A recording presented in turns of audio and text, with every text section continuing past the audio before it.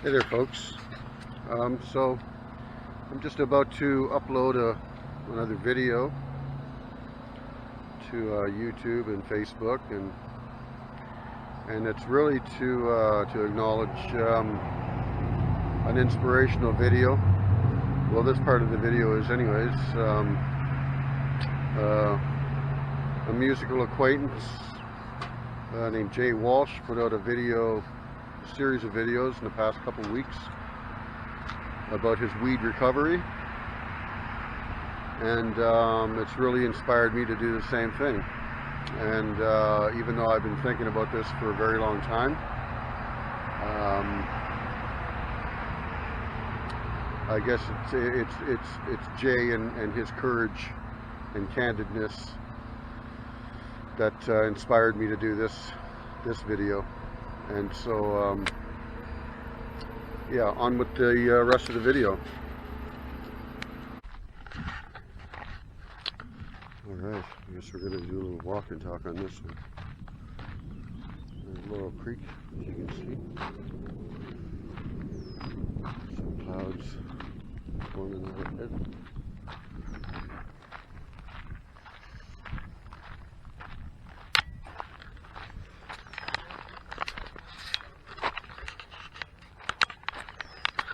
So this video is I guess it's a little more purposeful. Going through some changes. Anyways, it's even hard to say it on video, but something I've been dealing with for a very, very long time. Anyways, I've decided to quit smoking weed, and I have quit in the past, but I never committed to quitting for good. And I think for quite a lot, I mean, if we're talking 30 years or more of smoking marijuana on a regular basis, or even a chronic basis, is I don't know what I'm talking about. But I'll stand right here so I can still see Sammy, keep an eye on. But anyways, so yeah, it was a friend of mine online that got me thinking about it.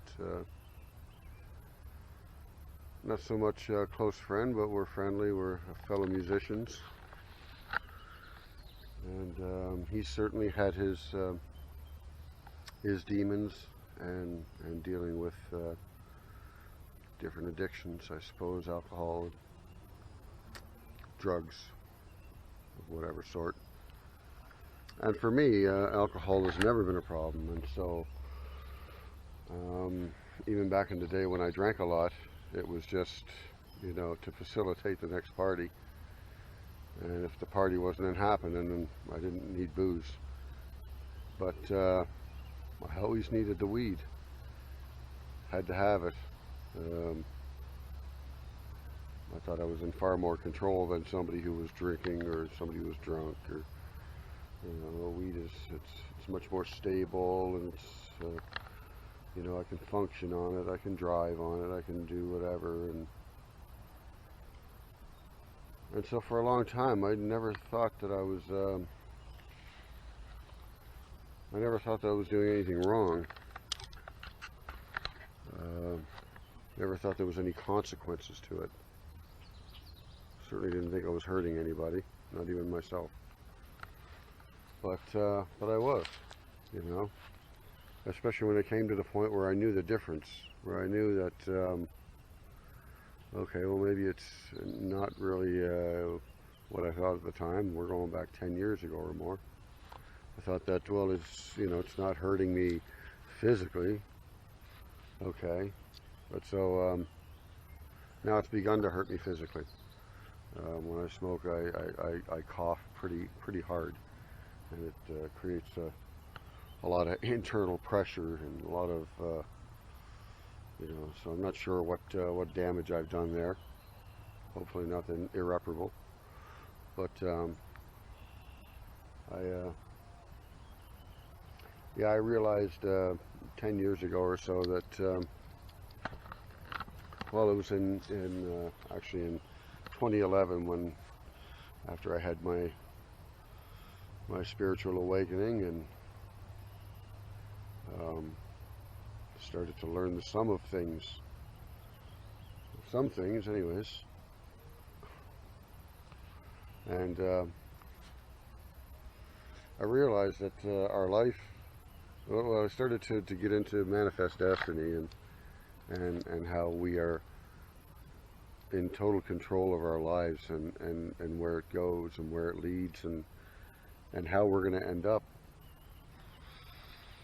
And through intention, through your thought and your intention and your of course your actions. But all of that has to be intended first. It's and so I realized that many of the things I had done in life, even though I sort of achieved it, it was never quite right. The music was never quite right. My driving career was never quite right. There was always something messed up about it, and that was because what I believe was my intention was skewed, and I wasn't. And so even though I reached a point that I thought I would be, and it was never quite right, it was because my intentions were skewed, and through being high all the time, and the mind being a little too active, a little too creative. So it's not like I've never thought about any of this stuff. It's not. And in the past, few months, I've been, facing it more and more, and trying. And so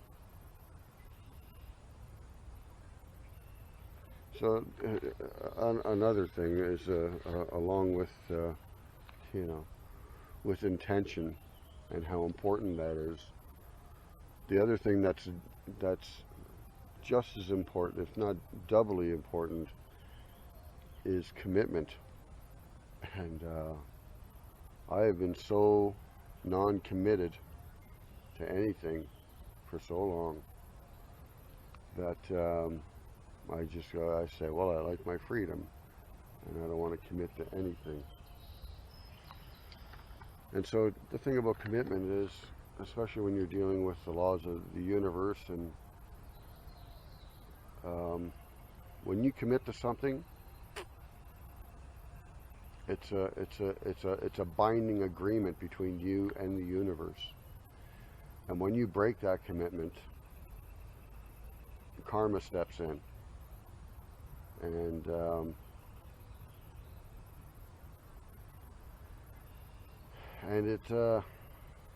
it reminds you of your commitment, or at least it should. And if it doesn't, then things will get more serious for you. If the returning karma isn't already serious enough. And so these things have to do with the laws of the universe. 50 laws, I believe. That's what I've read, and it was what I've researched, anyways. And so yeah, from this day on, I'll admit I did smoke the very last of what I had, only to glean whatever joy that was left in it, because there wasn't much joy. A lot of anxiety, a lot of negative creativity, you know. And so I feel good. It's a new day, and today is the first day of my weed recovery. So